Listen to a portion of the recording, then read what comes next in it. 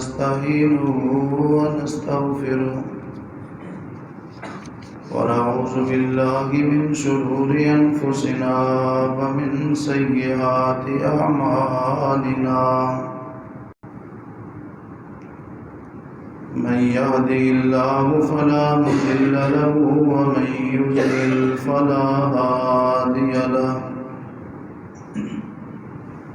وأشهد أن لا إله إلا الله وحده لا شريك له وأشهد أن محمدا عبده ورسوله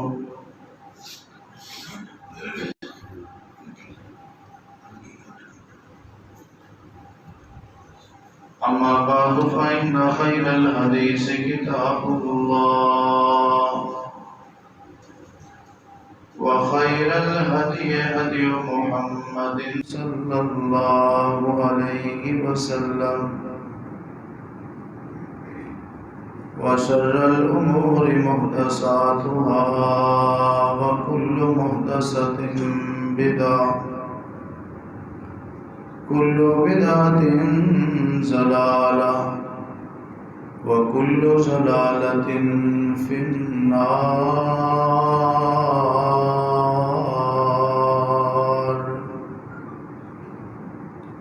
اللهم صل على محمد وعلى آل محمد كما صليت على إبراهيم وعلى آل إبراهيم إنك حميد مجيد. اللهم بارك على محمد وعلى آل محمد كما باركت على إبراهيم وعلى آل إبراهيم إنك حميد مجيد. أعوذ بالله من الشيطان الرجيم. بسم الله الرحمن الرحيم. لقد رضي الله عن المؤمنين إذ يبايعونك تحت الشجرة فعلم ما في قلوبهم فأنزل السكينة عليهم وأصابهم فتحا قريبا.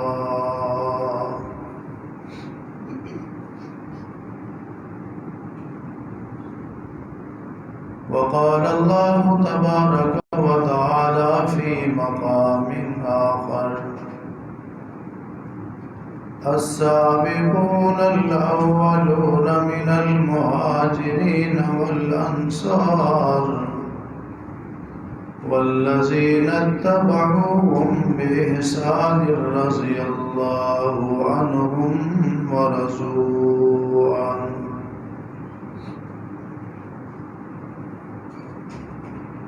ہر قسم کی حمد و ثنا اللہ مالک الالام ذوالجلال والاکرام، خالق کل کائنات، مالک ارض و سماوات، حاجت روا مشکل کشا، غوث اعظم، داتا دستگیر پالنہار پروردگار، رنج بخش اور گنج بخش، لاجپال اور ذوالجلال اللہ وحدہ لا شریک کی ذات گرامی کے لیے خاص ہے. ان گنت لا تعداد بے شمار بے انتہا بے حد اور بے حساب صلاۃ و سلام ہو امام کائنات، سرور کائنات، رحمت کائنات، امام الانبیاء، سید الانبیاء، خاتم الانبیاء، اکرم الانبیاء، افضل الانبیاء، امام اعظم جناب محمد رسول اللہ صلی اللہ علیہ وآلہ وصحبہ وسلم کی ذات گرامی پر اللہ تعالیٰ کی رحمت نازل ہوں صحابہ کرام، اہل بیت اعظام، تابعین، تبع تابعین، محدثین، مفسرین، اولیاء کرام، بزرگان دین پر، جن کی محنتوں، کاوشوں اور قربانیوں سے اللہ کا دین ہم تک پہنچا۔ اللہ کریم ان سب پہ راضی ہو۔ واجب الاحترام معزز سامعین کرام، آج کے خطبہ جمعہ میں امیر المومنین، خلیفۃ المسلمین، ذی النورین، ذو الہجرتین، سیدنا عثمان بن عفان، سیدنا عثمان غنی رضی اللہ تعالی عنہ کی سیرت اور فضائل اور شہادت کے عنوان پر گفتگو کروں گا۔ دعا ہے کہ اللہ رب العزت مجھے حق اور سچ بیان کرنے کی توفیق عطا فرمائے۔ سننے اور سنانے کے بعد اللہ تعالی ہم سب کو عمل کرنے کی بھی توفیق بخشے۔ سب سے پہلے ان کا تعارف پیش خدمت ہے، توجہ فرمائیں۔ ان کا نام عثمان ہے، ان کے والد کا نام عفان ہے، اور ان کے دادا کا نام ابو الاس ہے۔ سیدنا عثمان بن عفان رضی اللہ تعالی عنہ کی والدہ کا نام عروہ تھا، اور ان کی نانی کا نام ام حکیم بیضاء، جو رسول اللہ صلی اللہ علیہ وسلم کے والد محترم جناب عبداللہ کی سگی بہن تھی۔ یعنی عثمان رضی اللہ تعالی عنہ کی نانی نبی علیہ السلام کی پھوپھی تھی۔ اس لحاظ سے حضرت عثمان رضی اللہ تعالیٰ عنہ رشتے میں رسول کریم صلی اللہ علیہ وسلم کی پھوپھی ذات بہن کے بیٹے تھے۔ ان کی کنیت ابو عبداللہ تھی، جس سے یہ مشہور تھے۔ آپ علیہ السلام کی ایک بیٹی حضرت ام کلثوم رضی اللہ تعالی عنہ کے بطن سے ان کا ایک بیٹا پیدا ہوا جس کا نام عبداللہ تھا۔ اس لحاظ سے یہ ابو عبداللہ کہلایا کرتے تھے، ان کی کنیت ابو عبداللہ تھی۔ خاندانی لحاظ سے ان کا تعلق قریش کے ساتھ، اور قبیلہ خاندان قریش عرب میں ایک عظیم اور معزز قبیلہ سمجھا جاتا تھا۔ پوری دنیا کے لوگ ان کو عزت کی نگاہ سے دیکھتے تھے، ان کی تعظیم کرتے تھے، کیونکہ یہ قبیلہ بیت اللہ کا متولی بھی تھا۔ یہ کب پیدا ہوئے؟ واقعہ فیل ہاتھیوں والا جو واقعہ ہے، جس سال یمن کے بادشاہ نے بیت اللہ کو گرانے کا پروگرام بنایا، ہاتھیوں کا لشکر بھیجا، اللہ نے اپنے گھر کی حفاظت فرمائی، اور اس ہاتھیوں کے لشکر کو ابابیل پرندوں کے ذریعے تباہ و برباد کر دیا، ختم کر دیا۔ اس واقعے سے 6 سال بعد حضرت عثمان رضی اللہ تعالیٰ عنہ پیدا ہوئے۔ عمر میں یہ جناب رسول اللہ صلی اللہ علیہ وسلم سے تقریباً 6 سال چھوٹے تھے۔ انہوں نے 34 سال کی عمر میں اسلام قبول کیا۔ اسلام قبول کرنے سے پہلے بھی یہ بڑے نیک آدمی تھے۔ ابھی جوانی میں تھے، لکھنا پڑھنا سیکھ لیا۔ اس کے بعد اپنے کاروبار میں، تجارت میں مشغول ہو گئے۔ اللہ نے ان کو بہت برکتیں عطا فرمائی۔ عرب میں عثمان غنی کے نام سے مشہور تھے۔ غنی کا مطلب مالدار ہوتا ہے۔ سیدنا عثمان غنی رضی اللہ تعالیٰ عنہ ایک بہترین شخصیت تھے، بڑے نیکوکار تھے۔ سیرت بڑی پیاری تھی، حسن اخلاق کے مالک تھے، دیانت دار تھے، امانت دار تھے، لوگوں کے ساتھ ان کا رویہ بہت اچھا تھا، اس وجہ سے لوگ ان کے ساتھ بہت محبت کیا کرتے تھے، بہت پیار کرتے تھے لوگ سیدنا عثمان رضی اللہ تعالیٰ عنہ سے۔ قریش کے لوگ اتنی محبت کرتے، یہاں تک کہ عورتیں اپنے بچوں کو لوری دیتے ہوئے ان الفاظ کے ساتھ لوری دیتی تھیں، کہتی تھیں احبک والرحمن حب قریش لعثمان، میرے بیٹے، میرے بچے، میرے لال، سو جا، میں تجھ سے اس طرح پیار کرتے ہوں جس طرح عثمان سے قریش پیار کرتے ہیں۔ یعنی لوگوں کی ان کے ساتھ محبت جو تھی اتنی مشہور تھی، لوگوں کا ان سے پیار اتنا مشہور تھا کہ قریش کے لوگ، مکہ کے لوگ عثمان رضی اللہ تعالیٰ عنہ سے ان کی خوش اخلاقی کی وجہ سے، عمدہ اخلاق کی وجہ سے، کریمانہ اخلاق کی وجہ سے، ان کی امانت کی وجہ سے، شیریں زبان کی وجہ سے بہت زیادہ محبت کیا کرتے تھے۔ یہ مسلمان کیسے ہوئے؟ 34 سال کی عمر ہے، شام سے واپس آ رہے، خود بیان کرتے۔ شام سے واپسی پر ایک مقام ہے جس کا نام معان اور زرقاء ہے، اس کے درمیان ایک مقام پر حضرت عثمان رضی اللہ تعالی عنہ اور ان کے دوسرے ساتھی تھوڑی دیر کے لیے سو جاتے تھے۔ آنکھ لگتی ہے، ایک آواز دینے والا آواز دیتا ہے، اعلان کرتا ہے سونے والوں اٹھو، مکہ میں احمد صلی اللہ علیہ وسلم کا ظہور ہو چکا ہے، جلدی کرو وہاں جاؤ۔ بس اشارہ تو ہو چکا تھا، جب مکہ میں پہنچے حضرت عثمان رضی اللہ تعالی عنہ کے ایک خاص دوست سیدنا ابو بکر صدیق رضی اللہ تعالیٰ عنہ سے ملاقات ہوئی۔ ابو بکر صدیق رضی اللہ تعالیٰ عنہ نے ان کو اسلام کی دعوت دی، اشارہ پہلے مل چکا تھا اور اب تصدیق ہو گئی، مکہ میں چرچا ہو چکا تھا کہ محمد صلی اللہ علیہ وسلم نے نبوت و رسالت کا دعویٰ کر دیا ہے۔ صدیق نے جیسے ہی اسلام کی دعوت دی، حضرت عثمان رضی اللہ تعالی عنہ نے فوراً اسلام قبول کر لیا،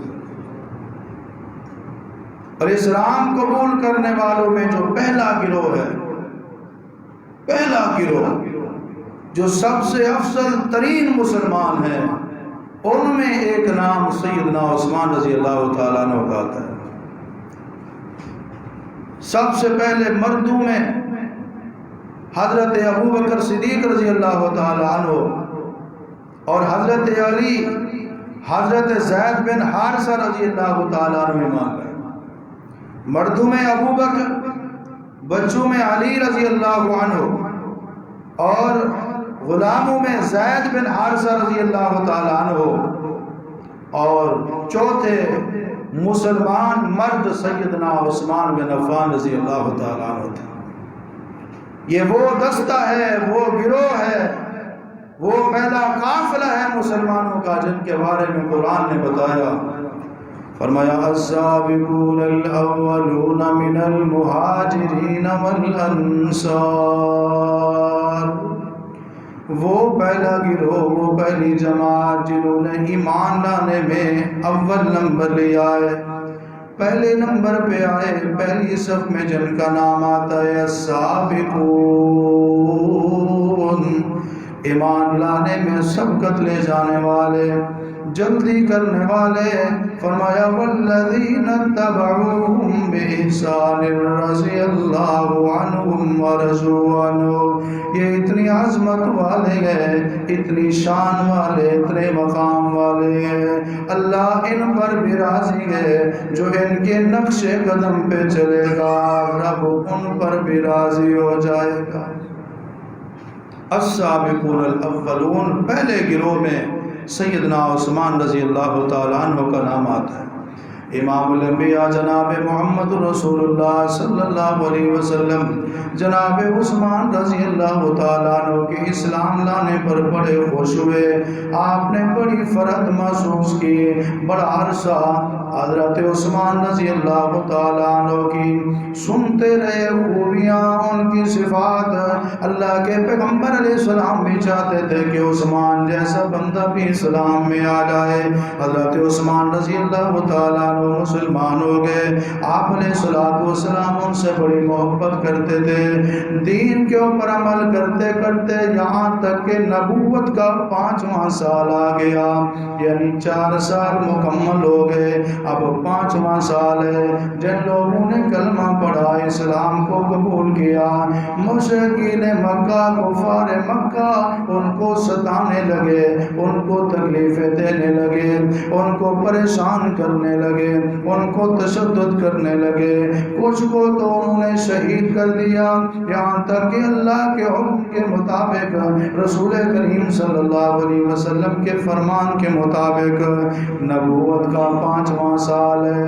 16 افراد نے مکہ چھوڑ کر کسی اور ملک میں جانے کا پروگرام بنا لیا، جس کو ہجرت کہتے ہیں. کون سے ملک میں جا کر وہ اللہ کے دین کے مطابق زندگی گزاریں گے. اللہ کے نبی صلی اللہ علیہ وسلم نے مشورہ دیا. آپ نے فرمایا تم حبشہ میں چلے جاؤ، وہاں کا جو بادشاہ ہے عیسائی مذہب ہونے کے باوجود بڑا نیک دل آدمی ہے، بڑا رحم دل آدمی ہے، بڑا عدل و انصاف والا ہے. وہ کسی کے اوپر ظلم نہیں کرتا. تم وہاں امن کے ساتھ رہو گے. 12 مردوں اور 4 عورتوں نے حبشہ کی طرف ہجرت کی. پہلا قافلہ روانہ ہوا. پھر اسی سال دوسرا قافلہ بھی روانہ ہوا، جس میں 83 مرد اور 18 عورتیں تھیں. ان 2 قافلوں میں پہلے قافلے میں جو ہجرت کر کے جانے والے تھے ان میں حضرت عثمان رضی اللہ تعالیٰ عنہ بھی موجود تھے. پہلا ہجرت کرنے والا قافلہ، ان میں سیدنا عثمان رضی اللہ تعالیٰ عنہ کا ذکر آتا ہے. اس سے پہلے جناب محمد رسول اللہ صلی اللہ علیہ وسلم نے حضرت عثمان رضی اللہ تعالیٰ عنہ کے اوپر اعتماد کرتے ہوئے، آپ پر رضامندی کا اظہار کرتے ہوئے اپنی پیاری بیٹی سیدہ رقیہ رضی اللہ تعالیٰ عنہ کا نکاح حضرت عثمان سے کر دیا. پہلے رسول اللہ صلی اللہ علیہ وسلم کے صحابی تھے، اب یہ رسول اللہ کے داماد بھی بن گئے. بڑی سعادت کی بات ہے کہ جس کے گھر میں اللہ اکبر رسول اللہ کی بیٹی حضرت رقیہ رضی اللہ تعالیٰ عنہ کو بھی اپنے ساتھ لیا اور حبشہ کی طرف روانہ ہو گئے.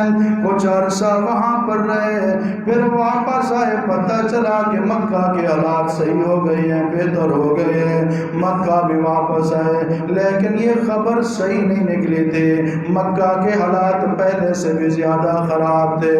تھوڑا عرصہ وہاں رہنے کے بعد اللہ نے حکم دیا اپنے پیغمبر کو، آپ بھی اور آپ کے ساتھی بھی مکہ چھوڑ کر ایک ایسے علاقے میں چلے جائیں جو 2 پہاڑوں کے درمیان ہے، جہاں کھجوروں کے درخت بہت زیادہ ہوتے ہیں، جو مدینہ یثرب کے نام سے مشہور ہے. آپ علیہ السلام نے جب صحابہ کرام کو ہجرت کا حکم دیا، سیدنا عثمان رضی اللہ تعالیٰ عنہ اپنی بیوی سیدہ رقیہ کے ساتھ دوسری مرتبہ مکہ سے مدینہ ہجرت کرتے. اور ہجرت کا ثواب کیا ہے؟ ان الہجرۃ یہدم ما کان قبلہ. جو بندہ ہجرت کرتا ہے اللہ کریم اس کے پچھلے سارے گناہوں کو معاف فرما دیتا. قرآن کریم میں رب العالمین نے ہجرت کرنے والوں کا خصوصی طور پہ ذکر خیر کیا. فرمایا والذین ہاجروا فی اللہ من بعد ما ظلموا لنبوئنہم فی الدنیا حسنہ ولأجر الآخرۃ اکبر لو کانوا یعلمون. رب کائنات نے فرمایا جن لوگوں نے راہ میں ہجرت کی، اس کے بعد کہ ان کے اوپر ظلم کیا گیا، ہم ان کو دنیا میں بھی بہترین ٹھکانہ عطا فرمائیں گے اور آخرت میں ہم نے ان کے لیے بہت زیادہ اجر رکھا ہوا ہے۔ دوسرے مقام پہ فرمایا قُلْ يَا عِبَادِي الَّذِينَ آمَنُوا اتَّقُوا رَبَّكُمْ لِلَّذِينَ أَحْسَنُوا فِي هَٰذِهِ الدُّنْيَا حَسَنَةٌ وَأَرْضُ اللَّهِ وَاسِعَةٌ إِنَّمَا يُوَفَّى الصَّابِرُونَ أَجْرَهُم بِغَيْرِ حِسَابٍ۔ اللہ کی زمین وسیع ہے، آزادی کے ساتھ، امن کے ساتھ، اللہ کے دین پر عمل کرنے کے لیے جو لوگ ہجرت کرتے ہیں، رب العالمین ایسے صابرین کو بے حساب اجر و ثواب عطا فرمائے۔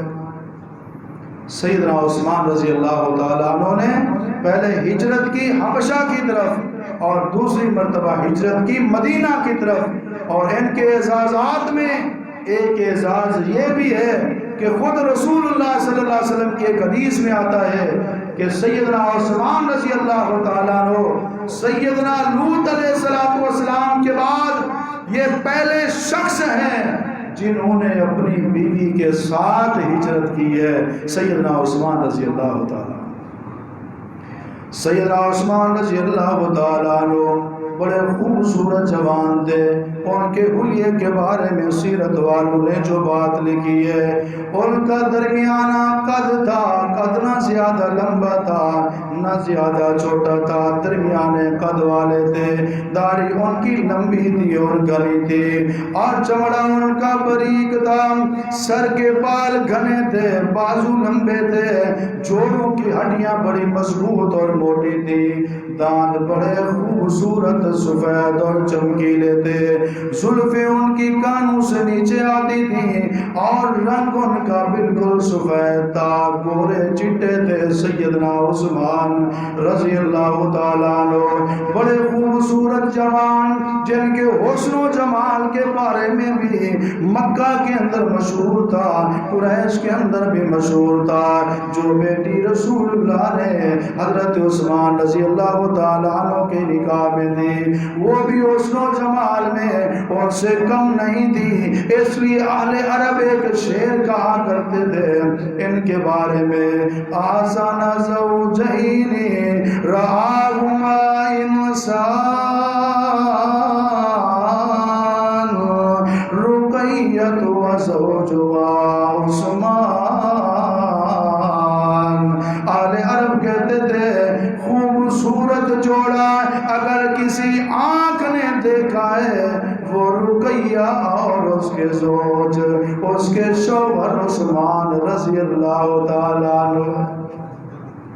سیرت بھی اعلیٰ ہے، صورت بھی اعلیٰ ہے، سیرت بھی پیاری ہے، صورت بھی پیاری ہے، کردار کے لحاظ سے بھی حسین و جمیل ہے، حلیے کے لحاظ سے بھی حسین و جمیل ہے۔ سیدنا عثمان رضی اللہ تعالیٰ عنہ کے دو لقب تھے جن کی وجہ سے، دو القابات کی وجہ سے وہ مشہور تھے۔ ایک لقب ذو النورین ہے جس کا معنی ہے دو نور والے، اس کے بارے میں کسی نے کچھ کہا کسی نے کچھ کہا۔ ایک زبردست روایت جو بڑی واضح ہے، ایک تابعی اپنے ماموں حسین جوفی رحمت اللہ علیہ کے سامنے اس موضوع پر گفتگو کرتے ہیں۔ ماموں جان پوچھتے ہیں بیٹا میرے بھانجے بتاؤ ذو النورین کا کیا مطلب ہے؟ حضرت عبداللہ بن عمر جوفی کہتے ہیں ماموں جان مجھے پتہ نہیں، آپ بتائیے اس کا کیا مطلب ہے؟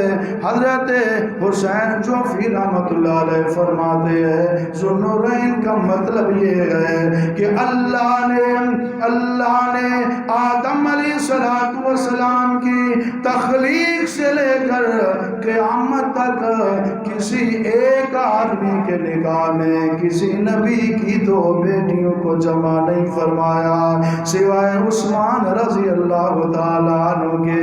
اس کو ذو النورین کہتے ہیں، دو نور والے، کہ جس کے نکاح میں رسول اللہ کی یک بعد دیگرے دو بیٹیاں آئی، حضرت رقیہ رضی اللہ تعالیٰ عنہ عنہ ان کی وفات کے بعد حضرت ام کلثوم رضی اللہ تعالی عنہ کا ان کے ساتھ نکاح کیا اور دونوں مرتبہ نکاح کرنے والے امام الانبیاء محمد رسول اللہ نے صلی اللہ علیہ وسلم، ان کو ذوالنورین کہا جاتا ہے۔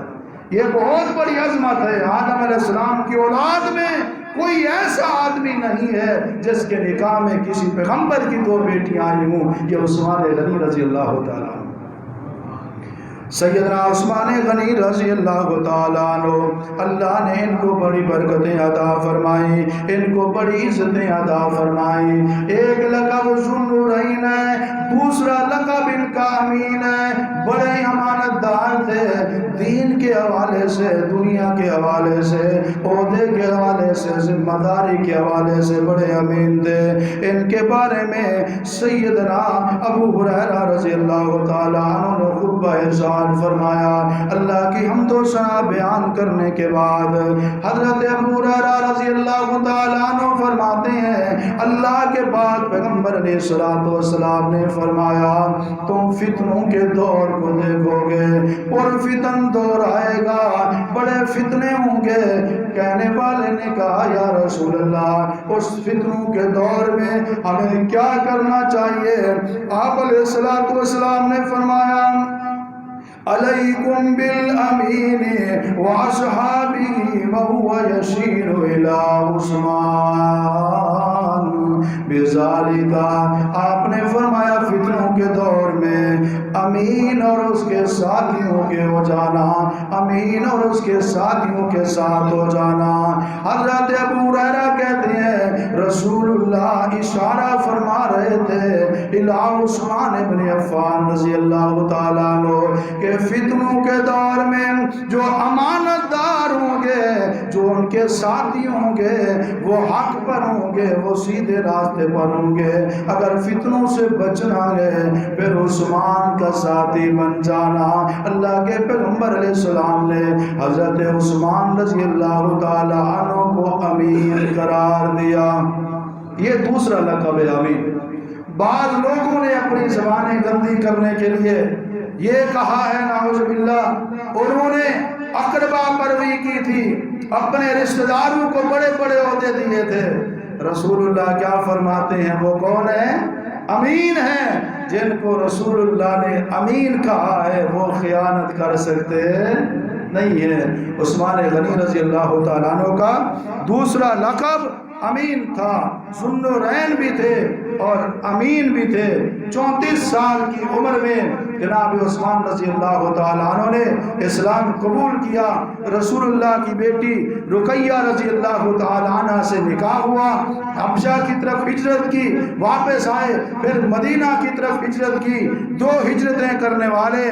اور سیدنا عثمان رضی اللہ تعالیٰ عنہ کی رسول اللہ کے ساتھ یہ 2 رشتہ داریاں ہو گئی۔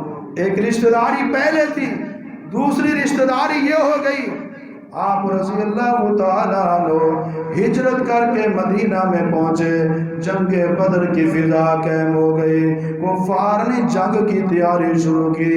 رسول اللہ نے اپنے ساتھیوں کو تیار کیا، جنگ بدر کے لیے صحابہ تیاری کر رہی ہے۔ رحمت کائنات صلی اللہ علیہ وسلم نے صحابہ کرام کو فرمایا جنگ کی تیاری کرو۔ ان دنوں میں سیدہ رقیہ رضی اللہ تعالیٰ عنہ بہت بیمار تھی۔ آپ علیہ السلام نے سیدنا عثمان رضی اللہ تعالیٰ عنہ کے لیے خصوصی پیکج دیا، خصوصی اعلان فرمایا۔ آپ نے فرمایا عثمان تم میری بیٹی اور اپنی زوجہ رقیہ کا خیال کرو، اللہ تبارک و تعالی بدر کے مجاہدین کو جتنا ثواب عطا فرمائے گا اتنا تجھے بھی ثواب عطا فرمائے۔ جتنا مال غنیمت بدر کے مجاہدین اور غازیوں کو ملے گا، عثمان مدینہ میں رہتے ہوئے تجھے بھی پورا پورا حصہ ملے گا۔ اللہ اکبر۔ یہ خصوصی فرمان تھا سیدنا عثمان رضی اللہ تعالیٰ عنہ کے بارے میں۔ سیدنا عثمان رضی اللہ تعالیٰ عنہ کے فضائل، اللہ اکبر، مسلمانوں کے خلیفہ ہیں، امیر المومنین ہیں، خلیفۃ المسلمین ہیں۔ سب سے زیادہ خلافت کا جو وقت ہے وہ حضرت عثمان رضی اللہ تعالیٰ عنہ کو ملا ہے۔ سیدنا ابوبکر صدیق رضی اللہ تعالیٰ عنہ کو 2 سال اور چند مہینے، حضرت عمر رضی اللہ تعالیٰ عنہ کو 10 سال، حضرت عثمان رضی اللہ تعالیٰ عنہ نے 12.5 سال مسلمانوں کی خلافت کی ذمہ داری سنبھالی، اور ان کے دور میں سب سے زیادہ فتوحات ہوئی، لاکھوں مربع میل تک اسلام کا پرچم لہرایا سیدنا عثمان رضی اللہ تعالیٰ عنہ کے دور خلافت میں۔ طبیعت کے بڑے نرم ہیں، مزاج کے بڑے نرم ہیں، بہت زیادہ محبت کرنے والے ہیں، اور صحابہ میں ان کا جو مقام ہے، سیدنا ابو بکر عمر رضی اللہ تعالیٰ عنہ کے بعد صحابہ کرام اگر کسی کو عظمت اور مقام دیا کرتے تھے تو وہ سیدنا عثمان رضی اللہ تعالیٰ عنہ ہے۔ امام الانبیاء جناب محمد رسول اللہ صلی اللہ علیہ وسلم نے مختلف انداز میں سیدنا عثمان رضی اللہ تعالیٰ عنہ کی شان، ان کی عظمت، ان کی خوبیاں، ان کی صفتیں بیان فرمائی۔ آپ علیہ السلام کے بارے میں آتا ہے، صحیح مسلم کی حدیث ہے، آپ علیہ السلام ایک مرتبہ اپنے ساتھیوں حضرت ابو بکر رضی اللہ تعالیٰ عنہ، حضرت عمر رضی اللہ تعالیٰ عنہ، حضرت عثمان رضی اللہ تعالیٰ عنہ کے ساتھ احد پہاڑ کے اوپر موجود ہے۔ احد پہاڑ ہلنے لگتا ہے، کانپنے لگتا ہے، تھر تھرانے لگتا ہے۔ آپ علیہ السلام احد پہاڑ کے اوپر پاؤں کی ٹھوکر مارتے ہیں، یا یوں کہتے ہیں اسبت احد ٹھہر جا، رک جا، ہل نہیں، ما علیکا الا نبی و صدیق و شہیدان۔ فرمایا احد تیرے اوپر اللہ کا نبی ہے، صدیق ہے، اور 2 شہید ہیں۔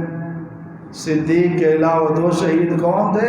ایک عمر بن خطاب تھے رضی اللہ تعالیٰ عنہ، اور دوسرے عثمان بن عفان تھے رضی اللہ تعالیٰ عنہ۔ یعنی نبی پاک صلی اللہ علیہ وسلم نے ان کی شہادت کی بھی بشارت دی تھی کہ ان کی وفات ایسے نہیں ہوگی بلکہ ان کو شہید کیا جائے گا۔ ان کی شہادت سے پہلے کی بات ہے، کچھ صحابہ ان کے پاس جاتے ہیں اور کہتے ہیں اے امیر المومنین عثمان رضی اللہ تعالیٰ عنہ، آپ خلافت چھوڑ کیوں نہیں دیتے؟ جب لوگوں نے اتنا محاصرہ کیا ہوا ہے، بغاوت پھیل گئی ہے، مصر کے غنڈے اور بدماش یہاں کے فتنہ فساد پھیلا رہے ہیں، باقی صحابہ کو پریشان کر رہے ہیں، تو آپ خلافت چھوڑ کیوں نہیں دیتے؟ سیدنا عثمان رضی اللہ تعالیٰ عنہ نے جو اس آدمی کو، صحابی کو جواب دیا، دراصل بات یہ ہے میں خلافت اس لیے نہیں چھوڑنا چاہتا، نبی کائنات صلی اللہ علیہ وسلم نے مجھے فرمایا تھا عثمان اللہ کریم تجھے ایک قمیض پہنائے گا، لوگ اس کو اتارنے کی کوشش کریں گے، اس کو چھیننے کی کوشش کریں گے، میرے ساتھ وعدہ کر جب تک موت نہ آ جائے، میرے ساتھ ملاقات نہ ہو جائے، اس قمیض کو اتارنا نہیں ہے۔ یہی وجہ ہے اس قمیض سے مراد خلافت کا قمیض ہے، اللہ نے مجھے خلافت کا قمیض پہنایا، اگر میں اس سے دستبردار ہو جاؤں رسول اللہ کے ساتھ کیا ہوا وعدہ پورا کیسے ہوگا؟ لہذا عثمان شہید ہو جائے گا، خلافت کا قمیض نہیں اتارے گا، کیونکہ رسول اللہ نے جو بشارت دی تھی کہ عثمان رضی اللہ تعالیٰ عنہ کی موت شہادت والی ہوگی۔ سیدنا عثمان رضی اللہ تعالیٰ عنہ بڑی عظمت والے، بڑی شان والے، بڑی مقام والے، جن کی شہادت کی گواہی رسول اللہ نے دے دی ہے، اور آپ علیہ السلام کے بارے میں آتا ہے، صحیح بخاری کی حدیث ہے، آپ علیہ السلام تشریف فرمائے، سیدنا ابو بکر صدیق رضی اللہ تعالیٰ عنہ نے اجازت طلب کی، آپ نے اجازت دی، آپ اپنے بستر پر لیٹے ہوئے تھے، آپ اسی طرح لیٹے رہے، حضرت عمر رضی اللہ تعالیٰ عنہ نے اجازت مانگی، آپ کو اجازت دے دی گئی، وہ آئے، رسول اللہ اسی طرح لیٹے رہے۔ حضرت عثمان رضی اللہ تعالیٰ عنہ نے اجازت مانگی، اللہ اکبر، پھر عثمان رضی اللہ تعالیٰ عنہ آپ کے پاس آئے، آپ فوراً اٹھ کر بیٹھ گئے، اپنے کپڑوں کو درست کرنے لگے۔ حضرت عائشہ رضی اللہ تعالیٰ عنہ نے پوچھا، یا رسول اللہ، میرے باپا ابو بکر ہے، آپ ایسے لیٹے رہے، اس کے بعد میرے چچا عثمان ہے، آپ ایسے لیٹے رہے، لیکن عثمان کی باری آپ اٹھ کر بیٹھ گئے، کپڑوں کو آپ نے بالکل سیٹ کر دیا، صحیح کر دیا۔ اس کی وجہ کیا ہے؟ آپ علیہ الصلوۃ والسلام نے فرمایا، ایسا عثمان وہ ہے راجل حجی، خود بڑا حیا والا ہے، اور یہ وہ ہے کہ میں نے اس کو اسی حالت میں آنے کی اجازت دی، اپنی ضرورت کے بارے میں وہ مجھ سے بات نہ کر سکتے، وہ بڑے حیا والے ہیں، اپنے کپڑوں کو سیٹ کر کے رکھتے ہیں، پورا جسم ڈھانپ کر رکھتے ہیں، اس لیے وہ بڑے شرمیلے ہیں۔ اس حالت میں میں لیٹا رہتا، ان کا مزاج ایسا ہے کہ اپنی ضرورت کی بات میرے سامنے نہ رکھ سکتے۔ بعض لوگ بڑے نفیس مزاج ہوتے ہیں، جو اپنی شلوار ٹخنوں سے اوپر تو کرتے ہیں لیکن پنڈلی ظاہر نہیں ہونے دیتے، زندگی کے اندر کبھی انہوں نے قمیض نہیں اتارا، بڑے نفیس مزاج، بڑے حیا والے، اور میں سیدنا عثمان رضی اللہ تعالیٰ عنہ پہلے نمبر پہ۔ ایک حدیث پاک میں مزید وضاحت آتی ہے کہ آپ علیہ الصلوۃ والسلام کے بارے میں حضرت عائشہ رضی اللہ تعالیٰ عنہ بیان فرماتی ہے، رسول کریم صلی اللہ علیہ وسلم گھر میں لیٹے ہوئے تھے اور آپ نے اپنی چادر پنڈلیوں تک کھولی ہوئی تھی، حضرت ابو بکر آئے رضی اللہ تعالیٰ عنہ، آپ اسی طرح لیٹے رہے، حضرت عمر آئے، آپ اسی طرح لیٹے رہے، حضرت عثمان آئے، آپ صلی اللہ علیہ وسلم، ان کے آنے کی دیر تھی، فوراً نبی کائنات صلی اللہ علیہ وسلم سیدھے ہو کر بیٹھ گئے، اپنے کپڑوں کو آپ صلی اللہ علیہ وسلم نے بالکل صحیح کر لیا۔ اس کے بعد سیدہ عائشہ فرماتی ہیں، یا رسول اللہ، آپ نے ابو بکر عمر کی باری یہ کام نہیں کیا، عثمان کی باری آپ نے اس طرح کیوں کیا؟ آپ نے فرمایا، عثمان وہ شخص ہے جیسے آسمان کے فرشتے بھی حیا کرتے ہیں، میں اللہ کا نبی اس سے حیا کیوں نہ کروں؟ ان کے باحیا ہونے کی گواہی رسول اللہ نے دی ہے۔ آسمان کے فرشتے بھی جن سے حیا کرتے ہیں، قربان جائیں سیدنا عثمان رضی اللہ تعالیٰ عنہ کی عظمت اور فضیلت پر آپ علیہ الصلوۃ والسلام نے ایک دن عظمت صحابہ پر خطبہ دیا، عظمت صحابہ، شان صحابہ کے موضوع پہ خطبہ دیا۔ آپ علیہ الصلوۃ والسلام نے فرمایا، ارحم امتی ابا بکر، میری امت کا رحم دل انسان ابو بکر صدیق ہے رضی اللہ تعالیٰ عنہ، واشدہم فی دین اللہ عمر، ان میں دین کے معاملے میں سب سے زیادہ جو سخت ہے وہ عمر رضی اللہ تعالیٰ عنہ ہے، واصدقہم حیاء عثمان، فرمایا ان میں سب سے زیادہ جو حیا والے ہیں وہ سیدنا عثمان رضی اللہ تعالیٰ عنہ۔ قربان جائیں صحابہ کی عظمت پر، ان کی شان اور مقام اللہ نے بیان کروائی ہے تو زمان نبوت سے جناب محمد رسول اللہ صلی اللہ علیہ وسلم کی زبان ہے اور صحابہ کی زبان۔ اس لیے صحابہ کرام کے بارے میں اللہ نے قرآن کریم میں اعلان فرما دیا کہ اُولَٰئِکَ وَعَدَ اللَّهُ الْحُسْنَىٰ، اللہ نے تمام صحابہ کے ساتھ جنت کا وعدہ کیا۔ ہر صحابی نبی جنتی جنتی، ہر صحابی نبی جنتی ہے، کیونکہ آپ علیہ السلام نے فرمایا، جس نے ایمان کی حالت میں محمد کا دیدار کر لیا، اللہ نے اس کے اوپر جہنم کی آگ کو حرام کر دیا ہے۔ لن تمس النار رعانی اور آمن رعانی، صحابی کی عظمت علامت اور مقام تو یہ ہے، آپ فرماتے ہیں جس نے مجھے دیکھا وہ بھی جہنم میں نہیں جائے گا، جس نے ایمان کی حالت میں میرے صحابی کو دیکھا وہ بھی جہنم میں نہیں جائے گا۔ آج بعض لوگ اپنی زبانیں گندی کرتے ہیں صحابہ کے بارے میں، جن کو ایمان کی حالت میں دیکھنے والے پر بھی جہنم کی آگ حرام ہو جاتی ہے، خود ان کی اپنی شان اور مقام کتنا ہوگا۔ سیدنا عثمان رضی اللہ تعالیٰ عنہ جنتی ہیں، ایک موقع نہیں بلکہ کئی مواقع پر رسول اللہ صلی اللہ علیہ وسلم نے سیدنا عثمان رضی اللہ تعالیٰ عنہ کو جنتی ہونے کی بشارت دی۔ تفصیل کے ساتھ انشاءاللہ اگلے خطبے میں بیان ہوگا کس کس مقام پر کس کس موقع پر اللہ کے نبی نے فرمایا عثمان تو پکا جنتی ہے، عثمان تو جنتی ہے۔ ایک حدیث سناتا ہوں اور اس کے بعد اجازت۔ آپ علیہ السلام کے صحابی ابو موسیٰ اشعری رضی اللہ تعالیٰ عنہ بیان فرماتے ہیں، آپ علیہ السلام مدینہ کے ایک انصاری کے باغ میں موجود تھے، وہاں میٹھے پانی کا کنواں تھا، اس کنویں کی مڈیر پر رسول اللہ تشریف فرماتے، کسی نے دروازے پہ دستک دی، آپ نے فرمایا ابو موسیٰ جاؤ دروازہ کھولو اور آنے والے کو بشارت دے دو۔ رسول اللہ فرماتے ہیں تو جنتی ہے۔ دروازہ کھولا ابو موسیٰ نے، سامنے آنے والے ابو بکر صدیق رضی اللہ تعالیٰ، دروازہ بند کر دیا گیا۔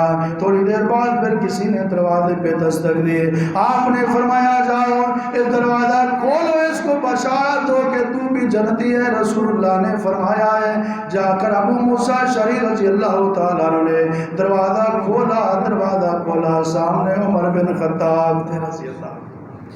اس کے بعد آپ نے فرمایا جب دروازے پہ دستک دی گئی، فرمایا جاؤ ابو موسیٰ دروازہ کھولو، اس آنے والے کو جنت کی بشارت دے دو، اور اس کے ساتھ اس کو یہ بھی بتا دو تجھے زندگی میں مصیبتیں آئیں گی، تجھے پریشانیوں کا سامنا کرنا پڑے گا، ایک بہت بڑا فتنہ ہوگا، بڑی مصیبت ہوگی۔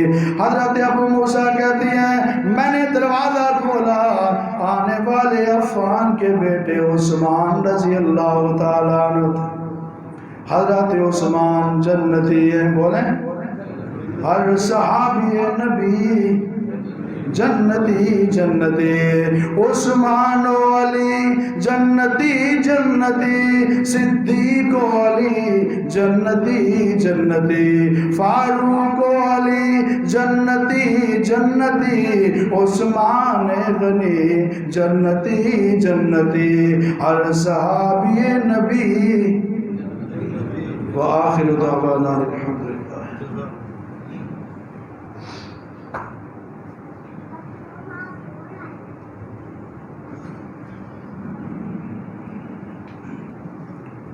الحمدللہ۔ الحمدللہ نحمده ونستعینه ونستغفره ونعوذ باللہ من شرور انفسنا ومن سیئات اعمالنا، من يهده الله فلا مضل له ومن يضلل فلا هادي له، وأشهد أن لا إله إلا الله وحده لا شريك له، وأشهد أن محمدا عبده ورسوله۔ اللهم صل على محمد وعلى آل محمد كما صليت على إبراهيم وعلى آل إبراهيم إنك حميد مجيد۔ اللهم بارك على محمد وعلى آل محمد كما باركت على إبراهيم وعلى آل إبراهيم إنك حميد مجيد۔ اللهم اغفر لنا وللمؤمنين والمؤمنات والمسلمين والمسلمات الأحياء منهم والأموات، سبحان ربك رب العزة عما يصفون وسلام على المرسلين والحمد لله رب العالمين۔